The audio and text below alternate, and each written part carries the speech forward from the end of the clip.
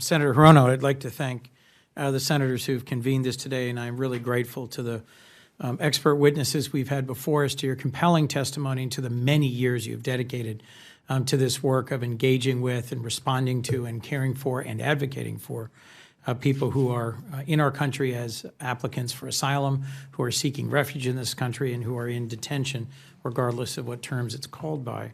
I spent last Friday with a number of my colleagues in McAllen, Texas, visiting both a Border Patrol station that's well known to all of you, as well as 2 detention centers, and the Catholic Charities Humanitarian Respite Center, which I'll say was the one moment of respite in an otherwise very depressing day. What I saw in all 3 facilities was families being separated, children unable to brush their teeth or get access to drinkable water or basic hygiene. These are folks, every child and adult with whom I was able to speak, who are fleeing violence and persecution, in particular in Honduras, Guatemala, and El Salvador, and face unacceptable conditions when in detention in the United States. I recognize that this is also a difficult situation for Border Patrol agents and facilities that were not designed for this purpose, that were not trained for this purpose, and I too believe that this is the result of an intentional policy, not choices by specific officers, but by an administration saying we're going to detain people and hold them in facilities not designed really for this purpose. Sister Norma Pimentel and the volunteers I met from all over the country at the Respite Center, in my view, are making our country proud by showing the best of our values, providing hot showers, a hot meal, clean clothing, hygiene kits, and a chance to move on in dignity in our country. I think this shouldn't be a partisan issue. This is a moral issue, and I want to explore with you some of the ways in which we could make progress in addressing some of these conditions. Dr. Cohen, if I might start with you. You mentioned having been in a refugee camp in South Sudan. I've been to South Sudan. I've visited refugee camps in 5 different countries, 4 in Africa, 1 in the Middle East. And I was struck at the similarities and the differences between those places and here. In a vigorous back and forth with a CBP leader, yes, these facilities are in some ways more safe, meaning there's a concrete floor instead of a dirt floor. There's a metal roof instead of a tent. But the training and the attitude and the orientation and the skills of the folks we met with are profoundly different. These are overwhelmingly law enforcement professionals, some Coast Guard, some uniformed public health, but overwhelmingly Border Patrol who we met, who did not train for this. And the approach, the attitude towards those in detention is the attitude you would have if this were a correctional facility, which is it's all about separation and prevention of access to information, to resources, or to care. So the idea that in Homestead and elsewhere, you're being told, well, no, they're not in detention, they're being cared for, flies in the face of what I saw. Please help me understand, if we had a shared goal of improving the quality and level of care, if this were more a humanitarian mission than a detention mission, how would it look different? What sorts of skills would we be looking for? What kind of training, what kind of background for the folks who are appropriate care professionals? What would the mix be of psychologists and pediatricians and child welfare experts? Because some of us still hold out hope that at some point there will be a change in policy that will allow us to actually care for those who are in our custody. So let me just clarify your question. Are you asking how would our system of care be different if people were in custody? How different is this really from refugee camps you've seen in the developing world in places that are profoundly violent and disrupted like South Sudan? How similar or different is it, and in what ways? And then second, if we were trying to provide humanitarian care rather than detention, what sorts of skills, what sorts of staff would there be there, and what would it look like?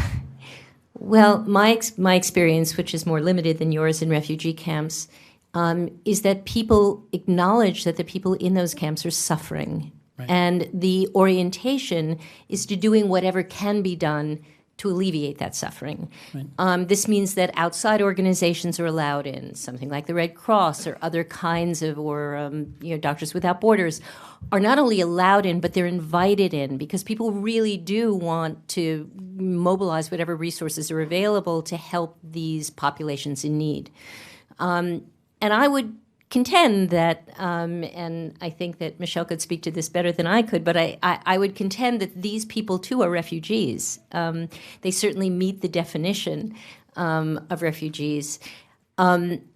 So if we were to have to in some way contain them in detention, it's not clear to me why we do, since many of these people would do far better and it would cost our country far less in every conceivable way, morally and financially, to allow them to be out in the communities. But if somehow you were trying to envision a detention system which was more humane, again, you would have oversight by people whose expertise was in taking care of a highly traumatized population who had been displaced from their homes. Even the parents that I spoke to in Port Isabel, it was a hardship for them to leave their homes. They were leaving family, they were leaving familiarity, they were coming to a place where they didn't speak the language, where everything about it was different. This wasn't something that was a joy for them. They did it because they had to do it. So there would be an appreciation for the fact that this is a suffering and challenged community. And once that attitude shifted, it's not difficult to envision what the resources are that are needed. So trauma-informed care. Absolutely trauma-informed care. Carried out by people whose fundamental approach is to say this is a refugee population that needs support and care and sustainment and information. Ms. Maynard, if I might, one of the things that really struck me was Senator Menendez first spoke with a family that had a packet that was the packet for, you have an appointment. And it was in English only. It didn't have a time, date, and place. It had a phone number and said, stay in touch with us regularly. At some point, we'll let you know. If one of the most frequent complaints I get from Republican colleagues is, well, once we release folks, they don't show up.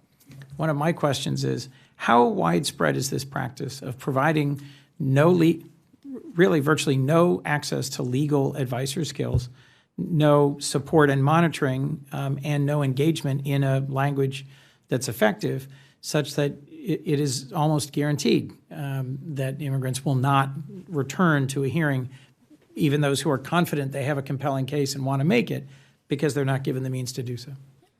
It's unfortunately very common, and it'll be all the more common because of recent changes in policy that are occurring. Now, in addition to providing people with notices to appear that say, appear at this address, but don't give you the time or the date to do so. If you're a non-English speaker, it's going to be even harder for you because they are doing away with interpreters at the court.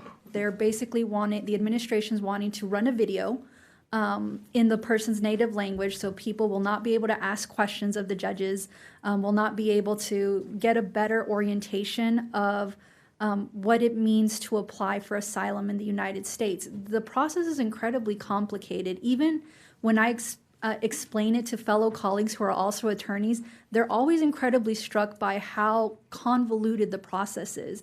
If an attorney, someone with that kind of background, is really thrown off, could you imagine a lay person who doesn't speak English, who comes from a completely different legal system?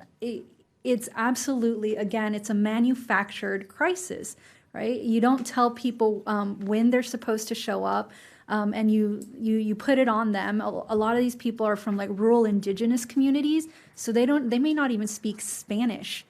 So for them, it's even harder to access those legal services, and they don't know what to do. And then the ones that, many of them are doing check-ins with ICE. They'll ask their ICE officers, like, am I supposed to go to court? They'll ask questions, and often they're given wrong information. Now, whether that's misdirection by on purpose or it's just well-meaning officers who really don't understand how the adjudication branch works, I couldn't speak to that, but it happens quite a lot, unfortunately. Thank you, Senator. If I could just speak for a moment, I think that again, as I said before, this is an intentional attempt to create chaos and difficulties at the border.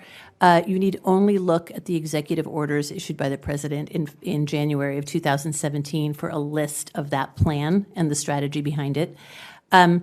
There are so many things that could be done, really just completely the flip side of what is being done by this administration to create an orderly system at the border that would receive people who are seeking protection, screen people so that we have some order at the border and figure out who should stay, who has a case, who doesn't.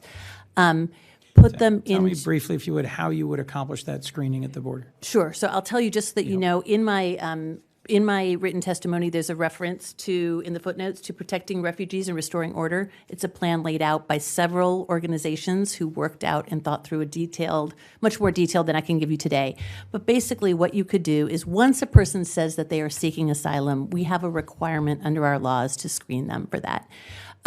Creating a reception area where you have access to attorneys, to social workers, to child welfare workers for when you're dealing with children, to medical personnel, to do this trauma-informed reception, but also have people there available to interview and get what's happening, right? Hear people's story and then put them into a process. And then really, there's no need, as I was saying before, prior to your arrival, there's no need to detain at this point.